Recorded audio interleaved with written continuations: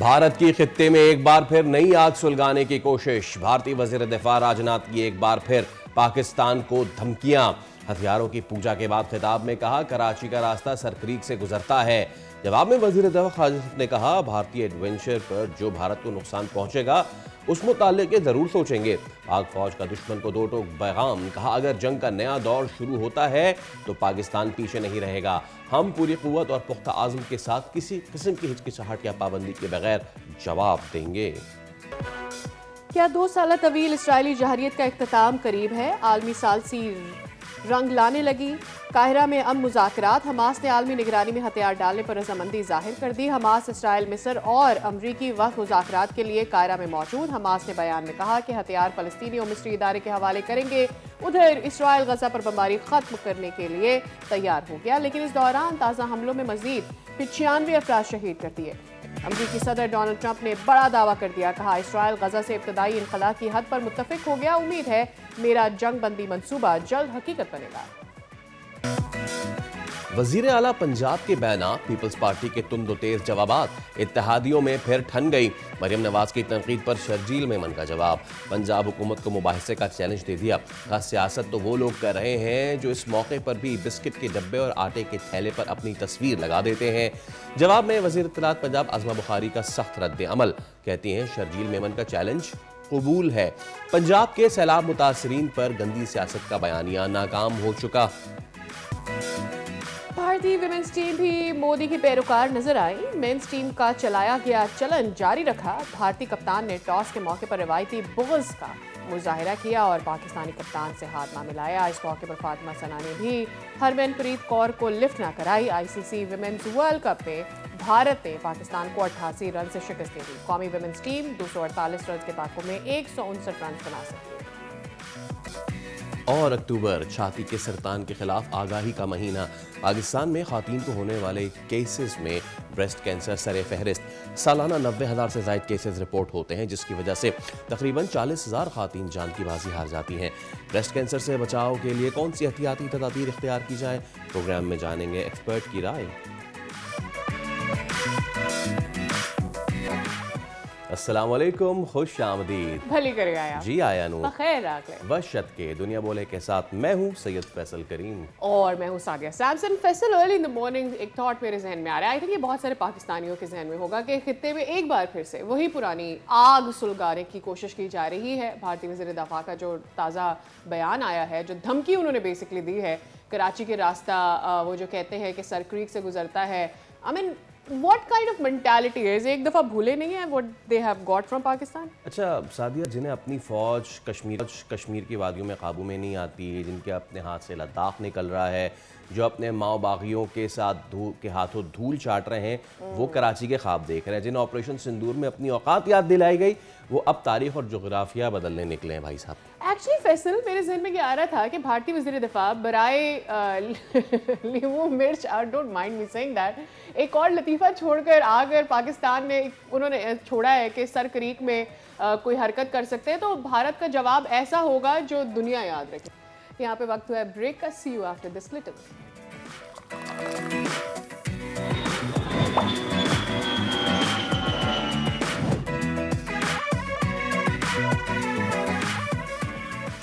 Welcome back. आप देख रहे हैं दुनिया बोल। हमसे जुड़े रहने के लिए बेहद शुक्रिया। तो अगर मैं आपको ये बताऊं कि मौसम बहुत अच्छा है, कहाँ अच्छा है वो मैं बता देता हूँ। आप ये जो ब्लैक खेल रही थी ना, मैं आपको बताया तो मौसम की पहली बर्फबारी का आगाज हो चुका है। Please show the visuals. और ये लोअरी टनल है, लोअर दीर, ये है मदकलश वादी चित्राल, और दिस इज ऑल्सो चित्राल। तो यहाँ पे बर्फबारी जो है ना, उसका आगाज हो चुका है। But this is early, very early Faisal, is it? I mean this is अक्टूबर, और नवंबर में भी नहीं होती अक्सर अब तो। हाँ, अक्टूबर जो है वो है जनाब खिजा का महीना।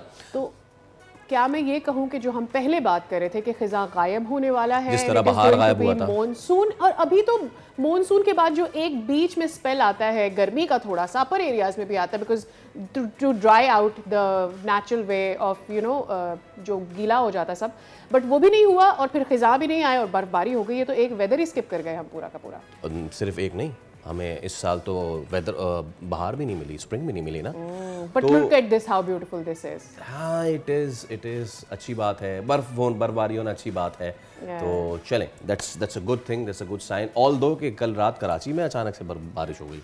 अच्छा, परसों भी मैंने विटनेस किया कि हल्की बूंदाबांदी हुई, बट वो मुझे बाद में पता चला कि बहुत लिमिटेड एरियाज में वो बूंदाबांदी रही। बट इससे मैं क्या समझूं, डज दिस मीन कि जो हमारे ग्लेशियर्स तेजी से पिघल रहे हैं, जो इस दफा हमने देखा है, जिस ग्लॉफ की हम बात कर रहे थे फैसल, क्या वो रिकवर हो सकते हैं ग्लेशियर्स इस तरह की अर्ली बर्फबारी से? इस पे मेरे ख्याल से हमें आने वाले शोज में बात करनी चाहिए। तो अब चलिए, मौसम की तो हमने बात कर ली, let's move on to the next segment, और वो है क्रिकेट। और क्रिकेट के साथ से एट वन टाइम कल मुझे लगा कि शायद जो वुमेन टीम है हमारी थोड़ा बेहतर करें, लेकिन वो तो हार गई। लेकिन देखिए, जीत के भी हारता कौन है? जो खेल को दागदार कर देता है। क्रिकेट के मैदान को भारत ने किया एक बार फिर सियासत ज़दा। कैसे? एशिया कप के बाद वुमेन्स टी20 वर्ल्ड कप में पाक भारत मैच हुआ, और पहले तो टॉस पे तो हाथ मिलाया नहीं, ठीक है ना। और उसके बाद हुआ ये भी कि भारतीय कप्तान हरमनप्रीत कौर ने पाकिस्तान की टीम जो कैप्टन है सना फातिमा, उनसे हाथ नहीं मिलाया। ऐसी तस्वीरें हैं कि एक हंस रहे थे दोनों टॉस से पहले, फिर टॉस हुआ और फिर हरमन को याद आ गया स्क्रिप्ट, अरे हाथ नहीं मिलाना, तो फिर हाथ नहीं मिलाया गया।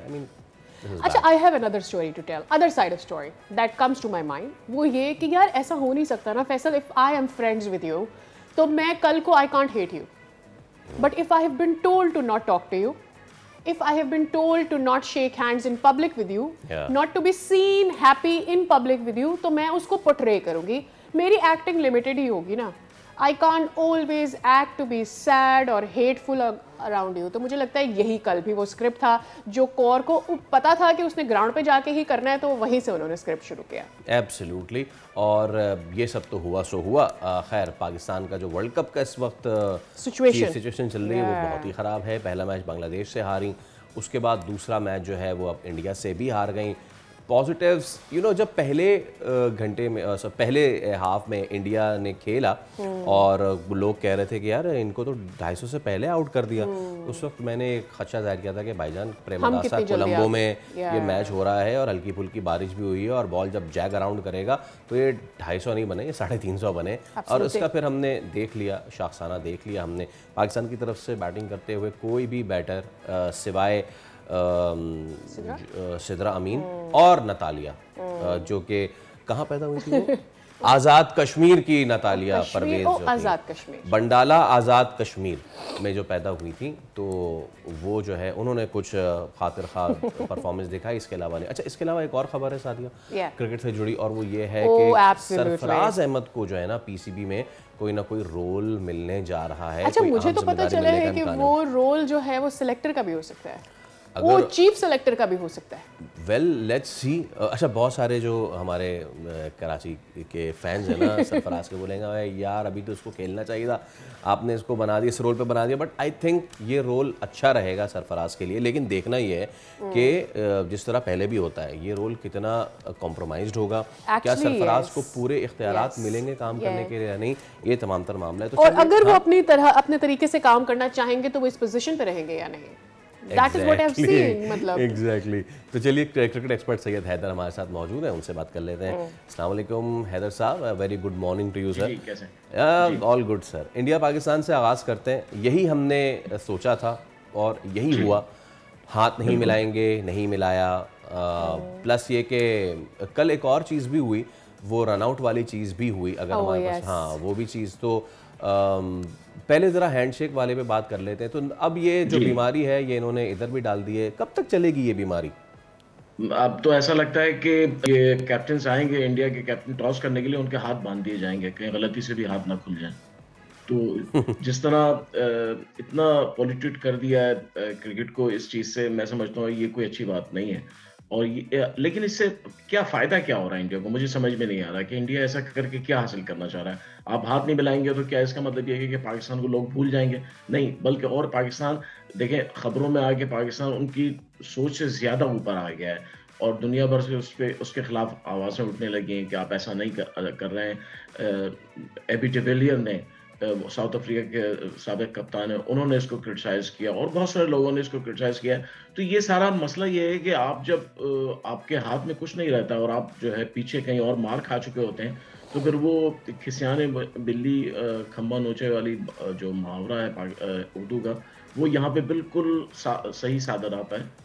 तो इस किस्म की सूरत के बाद मैं समझता हूँ कि क्रिकेट और मज़ीद अब फ्यूचर में मज़ीद ख़राब होती चली जाएगी। मज़ीद इसमें जो है वो फिर ये होगा, शायद हो सकता है वो कि हम टॉस के लिए भी नहीं आएंगे, बस जो है अब हम खुद ही फैसला कर लेंगे कैसे बैटिंग करनी है, बॉलिंग करनी है। तो ये सारी सिचुएशन पे मैं समझता हूँ दूसरे क्रिकेट बोर्ड्स को सोचना भी चाहिए और बोलना भी चाहिए।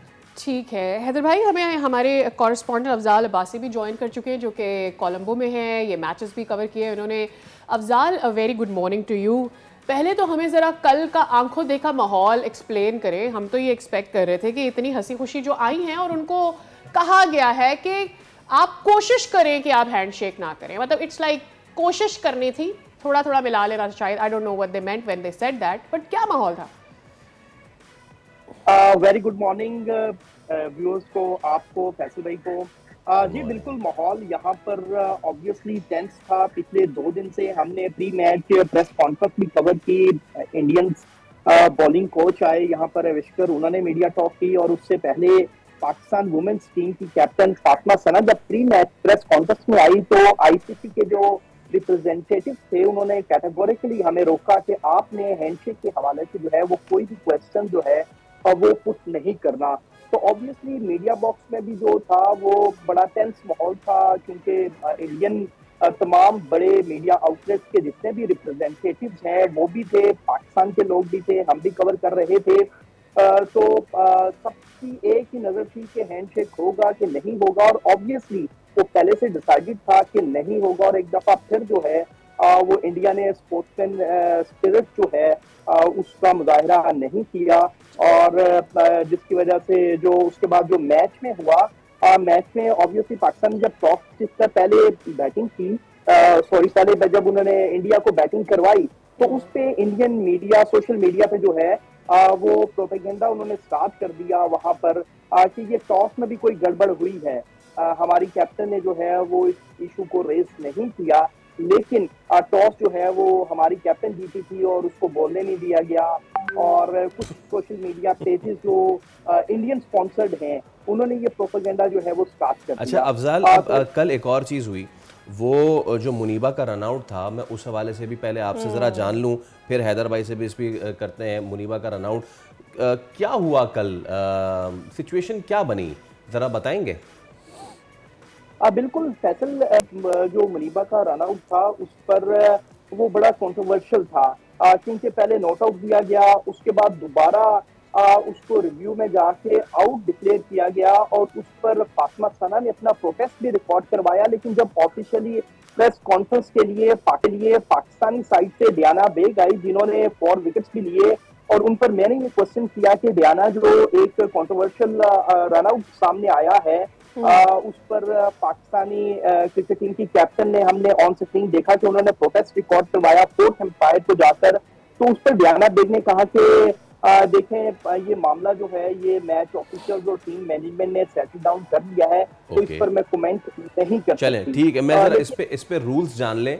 हैदर साहब, हुआ ये कि एलबी अपील हुई, वो टर्न आउट हो गई, उसके बाद मुनीबा ने बैट ग्राउंड कर दिया क्रीज में।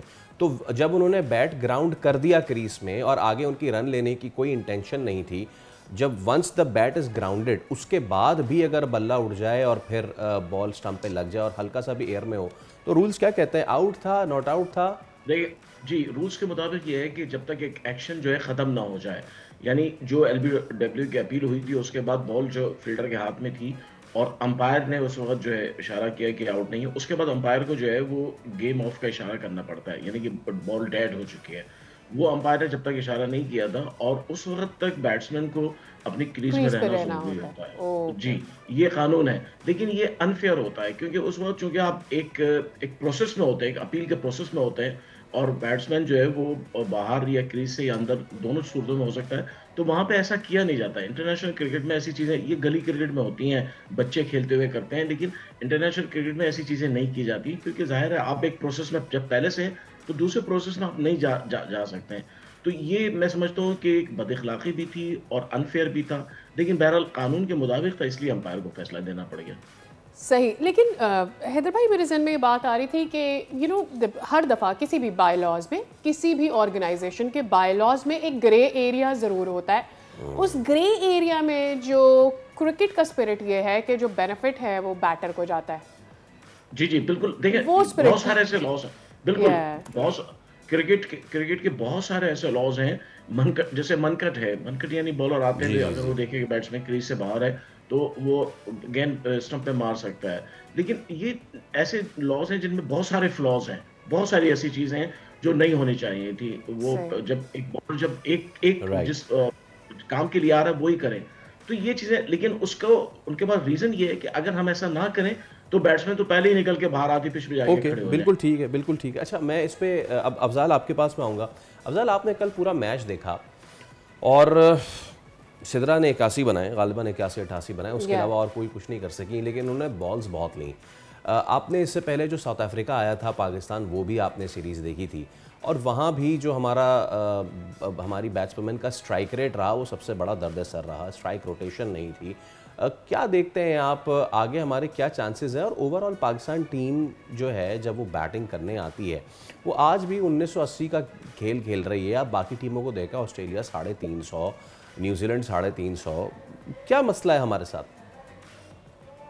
फैसल देखिए, इवन अभी जो लास्ट इंडिया और ऑस्ट्रेलिया की वुमेन्स ओडीआई सीरीज हुई है, उसमें भी 400 रन बनाए गए हैं वुमेन्स की जानिब से। तो ऑब्वियसली पाकिस्तानी वुमेन्स जो बैटिंग लाइनअप है वो काफी डिफेंसिव अप्रोच में नजर आ रही थी। हालांकि जो टोटल था 247, ये इस पिच पे इजीली चेजेबल था, क्योंकि नाइट में जो था वो इंडियन बॉलर्स को काफी जो है मुश्किलात का सामना हो रहा था, स्पेशली स्पिनर्स को। और लेकिन जो हमारा टॉप ऑर्डर था बैटिंग का, वो टोटली डिफेंसिव था, और पहले 10 ओवर्स में 20 से 22 रन उन्होंने बनाए। इतनी डिफेंसिव अप्रोच के साथ वो खेले हैं, जिसकी वजह से ऑब्वियसली सिद्रा पर जो था वो प्रेशर बिल्ड हो गया। एक विकेटें जो है वो गिर गई, और उसके बाद नतालिया की और जो सिद्रा की पार्टनरशिप लगी, तो उसके बाद जो है वो इंडियन बॉलर और मीडिया बॉक्स में जो इंडियंस बैठे हुए थे, जर्नलिस्ट, वो सब बौखलाहट का शिकार हो गए थे कि ये मैच तो हाथ से निकल रहा है। पाकिस्तान इंडिया। अच्छा, ये हमने मेंस में भी देखा अफजाल, ये हमने मेन भी देखा जब पाकिस्तान टीम अच्छा करने लग गई और इंडिया की विकेटें गिरने लग गई, और तिलक के आने से पहले वहाँ पे उस वक्त भी घबराहट शुरू हो गई थी कि यार ये तो हम हार जाएंगे। मुझे ऐसा लगता है कि हमारी जो ओवरऑल स्ट्रैटेजी है ना, वो डिफेंसिव रहती है हमेशा, most of the times India के अगेंस्ट। और जब हम बैंटर करने पर जाते हैं, जब हम जरा सी एग्रेशन पे जाते हैं, तो वो लोग बैकफुट पे हो जाते हैं। ये स्पिरिट आपको डेवलप करना पड़ेगा, चाहे वो फिर पाकिस्तान मेंस टीम हो या विमेन टीम हो। जी बिल्कुल, देखेंगे मैनेजमेंट को चाहिए वो इस पे काम करें। और क्योंकि अभी रिसेंटली जो हमने साउथ अफ्रीका के खिलाफ होम सीरीज खेली, उसमें भी जब हम 300 चेस कर रहे थे, तो नतालिया और सिद्रा की बड़ी अच्छी पार्टनरशिप लगी, और एक मौके पे ऐसे लग रहा था 250 तक जो थे वो हमारे पास मैच आ गया था, और फिर अचानक से जो है वो मैच हाथ से निकल गया, क्योंकि उसके बाद जो आने वाले बैटर्स हैं वो उस तरह रिस्पॉन्सिबिलिटी उन्होंने नहीं दिखाई, और वो मैच हाथ से निकला। और सेम भी यस्टरडे मैच के देखें, जब सिद्रा एक साइड पे खड़ी थी, वो रोटेट कर रही थी, स्कोरबोर्ड को कैरी कर रही थी, उनके साथ नितालिया थी, और उन्होंने एक गलत शॉट खेला, यानी ओवर की पहली बॉल पे ही उन्होंने एक ऐसी उनकी शॉट सिलेक्शन थी जिसकी वजह से उन्हें उनकी विकेट चली गई। उस चीज का उन्हें भी एहसास है, लेकिन इन चीजों को जल्द से जल्द इंटरनेशनल लेवल पर आपको सीखना होगा और उसकी एग्जीक्यूशन करनी होगी। अच्छा, ताकि जो है बिल्कुल ठीक है अफजाल, लगे हाथों जरा हमें जरा अंदर की खबर दें, सरफराज को कोई रोल मिलने वाला है क्या?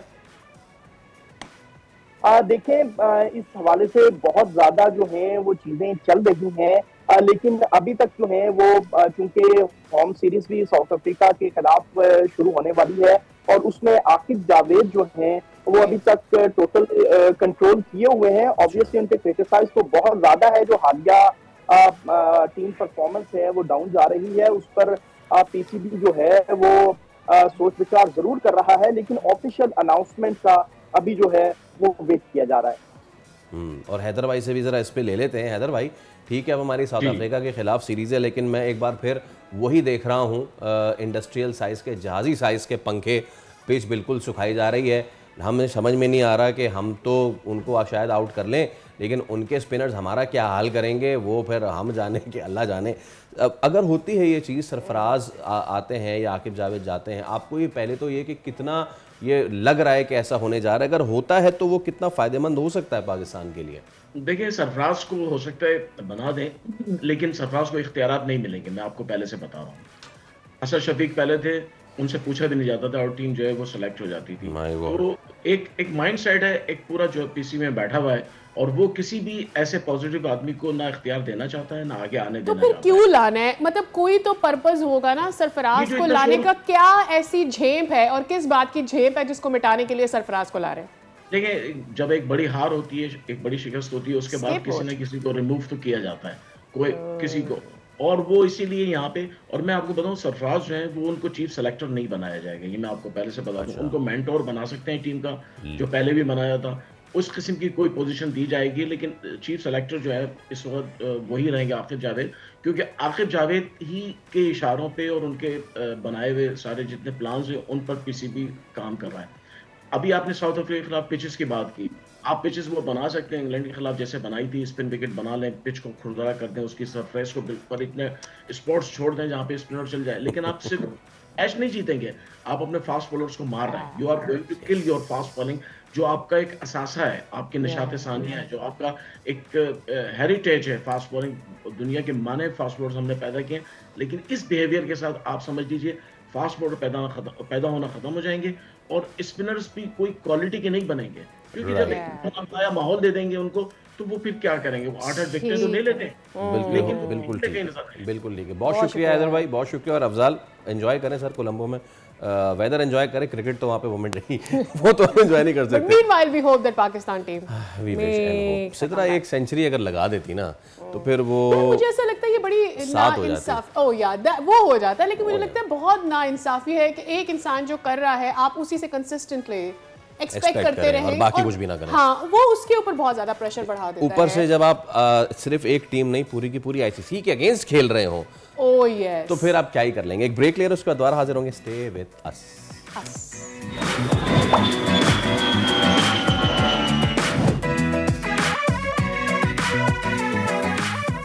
खाना बने और ऐसा बने कि लोग तो आपकी तारीफ करें ही, फिर आपको उस पर मेडल भी मिले।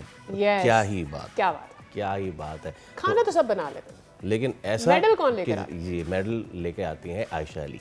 शेफ़ आयशा आज हमारे साथ मौजूद है। मलेशिया में इन्होंने जो culinary Malaysia global chef competition हुआ, इट वाज अ चैलेंज, और उसमें उन्होंने मेडल्स जीते हैं। तो डायरेक्ट चलते हैं आयशा के पास और उनसे जानते हैं कि भाई आयशा ने ऐसा क्या बनाया जिस पे उन्होंने मेडल जीते। अस्सलाम वालेकुम आयशा, सबसे पहले बहुत बहुत मुबारक, कॉन्ग्रेचुलेशंस। कैसा रहा आपका पूरा सफ़र? कौन सी वो डिश थी या डिशेस थी जो आपने बनाई तो लोगों ने कहा क्या बात है? सफ़र बहुत अच्छा रहा। पहले भी मलेशिया जा चुकी हूँ, ये मेरा सेकंड टाइम था मलेशिया में, और मैंने 3 कैटेगरीज ली थी। चिकन की थी, मेन कोर्स, सी फूड और पिज़्ज़ा, और माशाल्लाह से तीनों में मैंने मुझे इज़्ज़त दी और मैंने विन किया। अपने मेडल्स के बारे में बताइएगा और अपने कॉम्पिटिटर्स के बारे में। You got silver and bronze, right? जी, मैंने 2 सिल्वर मेडल्स लिए चिकन और सी फूड की कैटेगरी में, और मैंने ब्रॉन्ज लिया पिज़्ज़ा की कैटेगरी में। सही। अच्छा मुझे बताइए, मोटिवेशनली जैसे लगता है खाना तो ख़वातीन के लिए और पाकिस्तान के लिए साथ साथ ही चल रहा था, बट ये मोटिवेशन के शेफ़ की तरफ आना है और फिर इंटरनेशनल कलनरी में जाके किसी चैलेंज में पार्टिसिपेट करना है, ये कैसे आया आपका? ये खाना तो सब बना लेते हैं, लेकिन उसकी खाने के पीछे भी एक साइंस होती है। तो उसके लिए हमें जो है एजुकेशन ज़रूरी होती है। उसके लिए फिर इंस्टीट्यूट्स हैं बहुत सारे, तो मैंने भी इंस्टीट्यूट ज्वाइन किए, और उसके बाद जो है फिर वहाँ से ही इस तरफ कॉम्पिटिशन्स की तरफ उन्होंने हमें डाइवर्ट किया, और फिर एक किया, दूसरा किया, माशाल्लाह से अल्लाह मैंने इतनी कामयाबी दी कि अब जो है वो लत लग गई है ये इसकी। जो आपने जो डिशेस बनाई इसमें टच था या फिर ये किस तर्ज की थी, और वो चिकन में क्या बनाया, सी फूड में क्या बनाया? ये वेस्टर्न स्टाइल होती है, प्लेटिंग जो होती है इसमें पाकिस्तानी टच नहीं होता है, बिल्कुल वेस्टर्न स्टाइल होती है। और मैंने चिकन में और सी फूड में दोनों में जो है वो रोलार्ड बनाया था। सी फूड में जो है वो मैंने प्रॉन्स और रेड स्नैपर के साथ सालमन को किया था, और चिकन में मैंने चिकन के लिवर के साथ उसको बनाया था। तो ये तो होता है खाना बनाना, बट ये है culinary। तो मुझे ज़रा देखने वालों को ये भी बताइए कि वो क्या क्या चीज़ें जो जज होती है आप लोगों की? जज जो है वो हमारी प्लेट में एक तो मेन प्रोटीन होता है हमारा, उसके बाद पूरी एक प्लेट होती है, उसके अंदर 5 एलिमेंट्स होते हैं जो कि हमें पूरे करने होते हैं। उसमें एक प्रोटीन होता है हमारा, एक कार्ब होता है, वेजिटेबल्स होती हैं और प्यूरी और सॉस होती है। तो मेन जो उसमें फोकस हम लोग करते हैं वो अपने प्रोटीन पे करते हैं कि हमारा प्रोटीन जो है ना वो बिल्कुल 101% होना चाहिए, टेस्ट वाइज भी और कुकिंग वाइज भी। और प्रेजेंटेशन करती है। और बिल्कुल प्रेजेंटेशन भी मैटर करती है, लेकिन जो सबसे ज़्यादा मैटर करता है ना वो आपका टेस्ट और इनोवेशन। राइट। अच्छा, मुझे ये बताएं कि और पाकिस्तान कितने आपके साथ compete कर रहे थे, या अदरवाइज आपका ये सेकंड टूर था आप कह रही हैं मलेशिया का, तो आपने कितना रिवाइवल देखा है पाकिस्तान की तरफ से अगर हम बात करें? पाकिस्तान से लाहौर से टीम गई थी, मेरे साथ कराची से एक और शेफ़ गई थी, माशाल्लाह से सबने विन किया है ब्रॉन्ज़ अल्हम्दुलिल्लाह, और डिप्लोमास लिए हैं। और मेरा मलेशिया का ये सेकंड था। फर्स्ट मैंने मलेशिया में बैटल ऑफ द शेफ़ किया था 2024 में। उसमें अल्हम्दुलिल्लाह मैंने गोल्ड और ब्रॉन्ज़ लिया था। और फिर मैंने लास्टली जो है अभी दुबई में किया था 2025 में ही, उसमें मैंने गोल्ड और सिल्वर लिया था। इसमें फिर ग्लोबल में गई तो माशाल्लाह से इसमें भी 2 सिल्वर और ब्रॉन्ज़ लिए। तो आखिर में मुझे बताएं नेक्स्ट टारगेट क्या है, अगला कंपटीशन देखें, भी कंपटीशंस की लिस्ट आएगी जब ईयर स्टार्ट होता है, तो फिर वर्ल्ड शेफ़ वाले जो हैं वो अपना पूरा कैलेंडर जो है वो डिज़ाइन करते हैं। उसके बाद जो है, और इंशाल्लाह बस आप लोगों से दुआ है कि 2026 में जो है वो कुलिनरी का वर्ल्ड कप है, तो उसमें जो है इंशाल्लाह जाने की तैयारी है। बिल्कुल बिल्कुल बिल्कुल। Thank you so much Ayesha, it was wonderful to have you on the show. हम दुआ करते हैं और होप करते हैं कि ना सिर्फ आप वर्ल्ड कप के लिए जाएं बल्कि वहां से गोल लेकर आएं, अपने लिए और बड़ी अचीवमेंट्स कैच कर सके। बहुत शुक्रिया इंशाल्लाह, thank you so much. Thank you so much. We are taking a break, उसके बाद दोबारा आ जाएंगे। स्टे विद अस।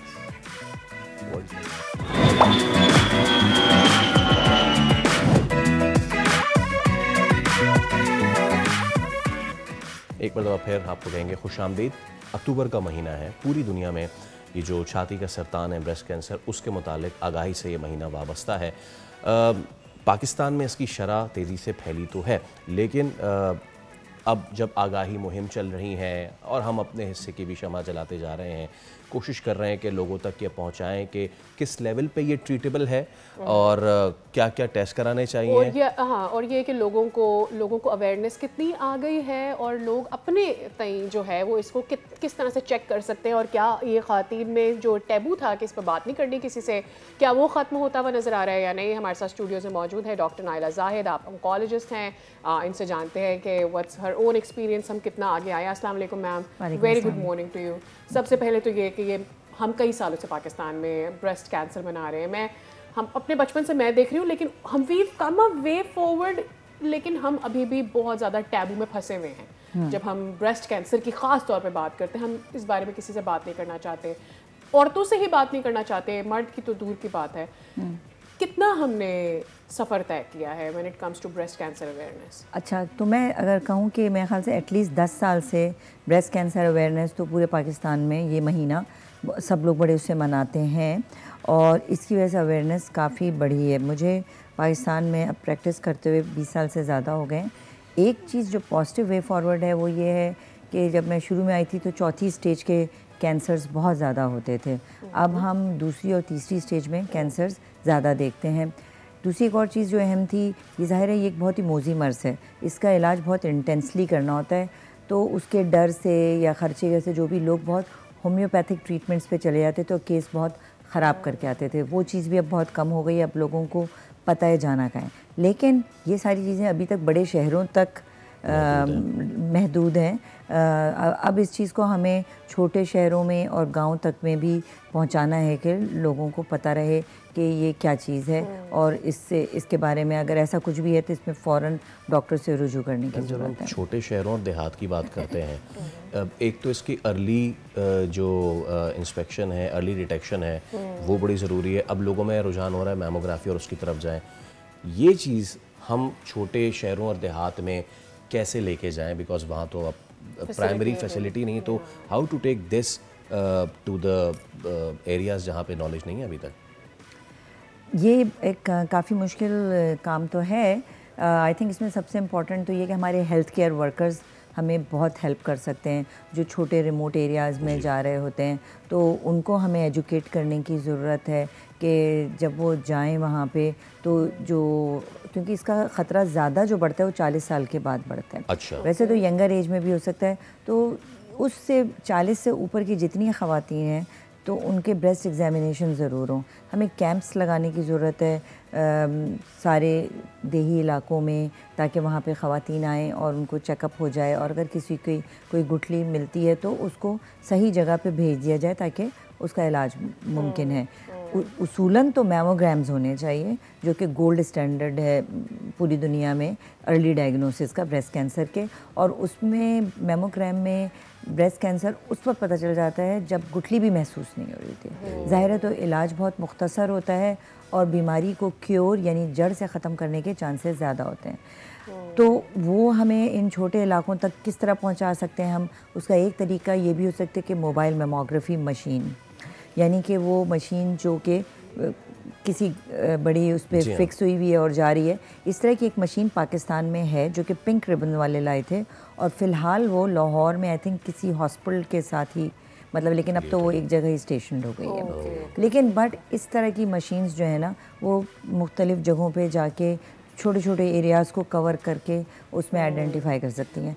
जब तक उसका नहीं होता है तब तक हमें एग्जामिनेशन पे डिपेंड करना पड़ेगा। ख़वातीन जब प्रेग्नेंट होती हैं, मैंने देखा है कि मोस्ट ऑफ द जो औरतें हैं उनका ये सवाल होता है कि यार बिनाइन सिस्ट्स आ गई हैं, और उस वक्त उनको डॉक्टर बताता है कि भाई आप एक मेमोग्राफी करवा लें। वो मेमोग्राफी करके तसल्ली कर लेती है कि जी अब बिनाइन आ गई है तो ये बिनाइन ही होगी, मतलब ये नॉन कैंसरस ही सिस्ट है, मैंने कभी इसके आगे फर्दर नहीं जाना है। हालांकि अक्सर डॉक्टर मेरे ख्याल में 6 महीने बाद एक और टेस्ट करना सजेस्ट कर रहे होते हैं। ये जो तसल्ली हम खुद ही से कर लेते हैं कि जी अगर मेरी ब्रेस्ट में कोई नॉन कैंसर सिस्ट है और मैंने उसको बाद में जाके चेकअप ही नहीं करवाना, ये कितना कैंसर होने का या उसको ख़तरनाक हद पर जाकर डायग्नोस होने का बाइस बनती है। देखिए, हमें ये बात याद रखनी चाहिए कि किसी भी उम्र में कैंसर हो सकता है। मैंने 20 साल की लड़की को भी कैंसर हो, ब्रेस्ट कैंसर होते हुए देखा है, और 40 के बाद तो कॉमन ही है। तो इसलिए अगर प्रेगनेंसी के दौरान भी कोई ऐसी गुठली बन जाती है जो वापस जाए नहीं, मुस्तकिल रहे, तो उसको डॉक्टर्स को फ़ौरन दिखाने की ज़रूरत होती है।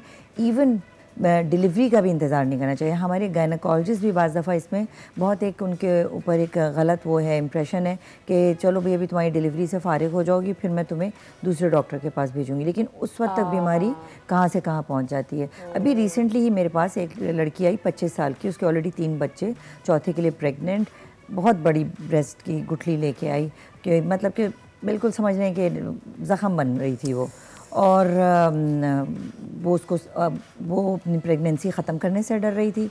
बड़ा समझा के मैंने कहा भाई तुम इलाज शुरू कर लो, क्योंकि प्रेगनेंसी के दौरान भी कैंसर का इलाज हो सकता है। तो आधा इलाज उसका प्रेगनेंसी के दौरान हुआ, जिसमें उसकी बीमारी कंट्रोल में आ गई, फिर उसकी डिलीवरी हो गई, बल्कि डिलीवरी के बाद अपनी बच्ची की तस्वीर लेके आई हो, उसके चेहरे पे जो खुशी थी ना, वो मैं आपको नहीं बता सकती। वो एक उदासी पहले थी कि 3 बच्चों को मैं छोड़ के आई हूँ, ये बच्चा मेरा ज़ाय हो जाएगा, क्योंकि वो किसी गांव से आई थी। अच्छा। और अभी जो है वो अपना बाकी इलाज मुकम्मल करेगी, इंशाल्लाह ठीक हो गई। एक बहुत ही बेसिक सवाल, हर चीज़ का रूट कॉज हम कोशिश करते हैं, क्या रूट कॉज है इसका?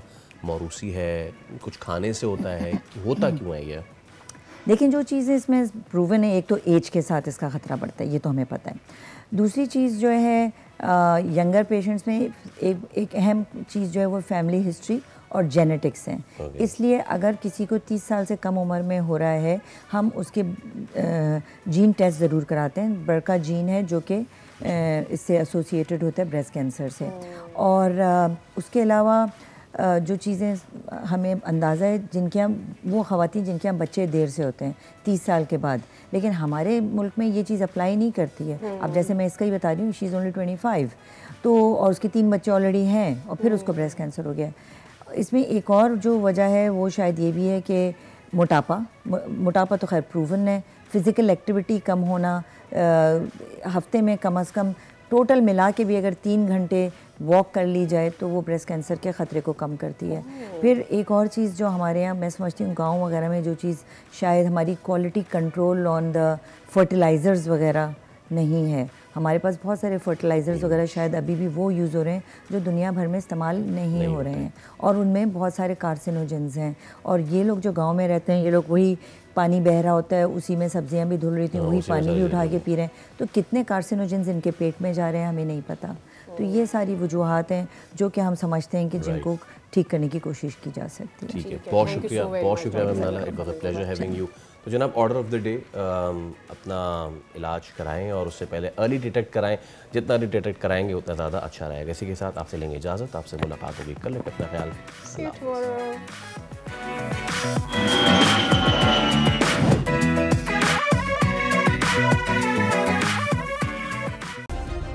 सब्सक्राइब करें और बेल दबाएं ताकि कोई खबर रह न जाए।